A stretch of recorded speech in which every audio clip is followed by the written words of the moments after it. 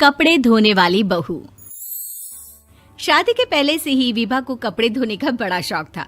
कभी नल के नीचे तो कभी तालाब के पास। अरे मेरी नीली वाली लुंगी नहीं दिख रही है। विभा की अम्मा, कहाँ रखी है लुंगी? अरे वो तो विभा ने परसों ही धोकर रखी थी आपकी अलमारी में, देखो वहीं होगी। वो ना मैंने आज धो दी, मुझे लगा कि गंदी हो गई होगी। अरे कैसे गंदी हो गई थी? उसे तो मैंने पहना भी नहीं। हे भगवान, इस लड़की के कपड़े धोने की आदत से परेशान हो गया हूँ मैं। जितना तो घर में राशन नहीं आता, उससे कहीं ज्यादा डिटर्जेंट पाउडर का खर्चा है। इसकी शादी करवा दो, शादी जाए अपने घर में ही करे काम, फिर चाहे घर के कपड़े धोने हो या पूरे गांव के। हाँ ठीक बोल रही हूँ, देखता हूँ मैं कोई लड़का। वो दिन भी आ जाता है जब विभा को देखने लड़के वाले आ जाते हैं। लड़की मुझे अच्छी लगी।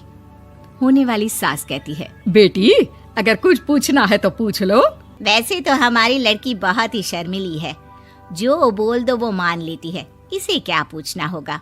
अरे कैसी बात कर रही हो माँ, मुझे इन लोगों के घर रहना है, सवाल तो कई है। हाँ हाँ बेटा, पूछ लो ना, क्या पूछना है। आप लोगों के घर कपड़े कौन धोता है? सास का मुंह बन जाता है। देखो, अगर तुम ये कहना चाहती हो कि तुम्हें कपड़े धोने नहीं आते तो सुन लो, कपड़े मैं ही धोती हूँ, लेकिन तुम्हारे आ जाने के बाद मैं रुमाल तक नहीं धोऊंगी। अरे चुप रहना भाग्यवान, बहू बेचारी घर आई नहीं, उसे डराना शुरू कर दिया। वो क्या है ना बिटिया, अभी तक तो ये कल्लू की माँ ही धोती थी, लेकिन अब तुम्हारे पापा तो दहेज में वॉशिंग मशीन देंगे ही। तभी विभा की माँ बोल पड़ती है, सवाल भी पूछा तो क्या। वैसे भाई साहब, मशीन की तो फिर भी कपड़े धोने की कैपेसिटी होती है। मतलब जो बिटिया दे रहे हैं ना विभा, इसे कपड़े धोने का बहुत शौक है। ये आप लोगों के क्या, आस पड़ोस गांव मोहल्ले सबके कपड़े धो दे और उफ तक ना करे।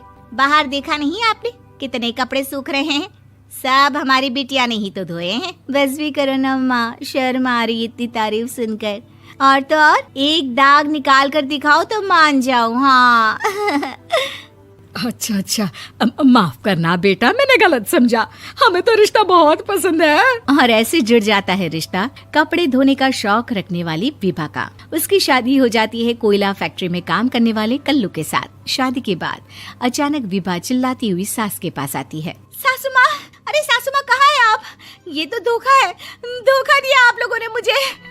इसे ससुर के चक्कर के बारे में पता चल गया। अरे तो उसमें तुझे क्यों धोखा मिला है? अरे नल में पानी नहीं आता, कपड़े कैसे कब धुलेंगे? अच्छा, तू पानी नहीं आ रहा उसकी बात कर रही है। तो आपने क्या सोचा? कुछ नहीं। अच्छा, तेरी माँ ने कहा था कि कपड़े धोने का शौक है तुझे, याद आया मुझे। शौक बोलकर कपड़े धोने वाले मेरे जुनून को कम ना आके सासू माँ, कपड़ा धोना मेरा गुरूर है। तभी पति भी वहाँ आ जाता है। अभी मैंने इसे सनी देओल की फिल्म दिखाई है, उसी के डायलॉग मार रही है माँ। अच्छा सुन, साफ साफ बता रही हूँ, पानी सुबह 4 से 6 और शाम को 10 से 12 आता है, समझी? विभा टाइमिंग सुनकर हैरान हो जाती है। ये क्या भूतों का मोहल्ला है? सुबह 4 बजे उठकर कौन कपड़े धोता है? 4 बजे टंकी में पानी जाता है, फिर सारा दिन धोना ना, किसने मना किया? अरे कैसी बात कर रही हैं? 200 लीटर की टंकी में कितने कपड़े धो लूंगी मैं? सुबह ही उठ जाऊंगी मैं। अब क्या था, विभा सुबह 4 से लेकर रात के 12 बजे तक कपड़े ही धोती रहती। एक रोज सास पड़ोस से निकलकर कहीं जा रही होती है कि साथ वाली कहती है, हाँ कल्लू की माँ, जरा ये बताओ कि 2 साड़ी है, 2 ब्लाउज और एक पेटीकोट और एक नाड़े वाला लंबा कच्छा। हाँ तो? अरे तो क्या, कितना लोगी धुलाई ये बताओ। धोबन दिख रहे हैं हम क्या? हमारे पति सरकारी नौकरी से अभी रिटायर हुए हैं और बेटा सुपरवाइजर है कोयला फैक्ट्री में। धोबन समझ रखा है हमें? हाय रे कल्लू की अम्मा, माफ कर दो, वो तो मोहल्ले में यही सब बता रहे थे कि तुमने बहू को कपड़ा धुलवाने के काम में लगा दिया है। सास को पड़ोसन की बात सुनकर गुस्सा आ जाता है। वो घर पहुंचती है जहां घर के बाहर ही इतने सारे कपड़े सूख रहे होते हैं जितने कि किसी धोबन के घर पर। अरे ओ कल्लू की दुल्हन, बाहर निकल। माँ जी यहीं आ जाओ, बाथरूम में चादर धो रहे हैं हम। अरे अभी हम धोते हैं, तुमको बाहर निकलो। ये आस पड़ोस वाले बोल रहे हैं कि हम बहू से कपड़े धुलवा कर उसे कपड़ा धोने वाली बना दिए हैं। अरे छोड़ो ना माँ जी, किन लोगों की बातों में आती हो? आस पास के लोगों का तो काम ही होता है कि वो किसी तरह सास बहू को लड़ा दे। बहू सारे घर के कपड़े धोती है, ये क्या कम है?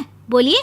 सास को भी लग जाता है कि वो बहू का ये सनकीपन नहीं छुड़वा सकती, इससे अच्छा है कि खुद ही चुप हो जाए। एक रोज सास और बहू मंदिर जाते हैं, जहाँ सास की साड़ी वहाँ खड़ी भीख मांगने वाली से मिलती है। माँ जी क्या बात है, आपकी साड़ी उस भिखारन से कितनी मिल रही है ना? हाँ हाँ देखो तो, दोनों की साड़ी मिल रही है। क्या बात है कल्लू की अम्मा, तुम खुद को तो अफसर की बीवी बताती हो और ऐसी सिंपल सी प्लेन साड़ी पहनकर घूमती हो। सिंपल और प्लेन नहीं है ये साड़ी। तो क्या सोने के धागे से फूल बने हैं? कुछ भी सासू माँ, कुछ भी। हाँ बने थे इस साड़ी में सोने के धागे से फूल। मेरे पति लेकर आए थे मद्रास से स्पेशली मेरे लिए 10,000 की। ताहे भाई साहब इस भिखारन के लिए भी सेम टू सेम साड़ी लेकर आए होंगे 10,000 की। सास उस वक्त तो कुछ नहीं कहती, लेकिन बहू के साथ घर आती है और अलमारी से एल्बम निकाल कर लाती है। ये साड़ी देख रही है, ये वही साड़ी है जिसे मैंने अभी पहना था। इस साड़ी में ये जो चमकदार फूल दिख रहे हैं ना, ये सोने के धागों से काढ़े गए हैं।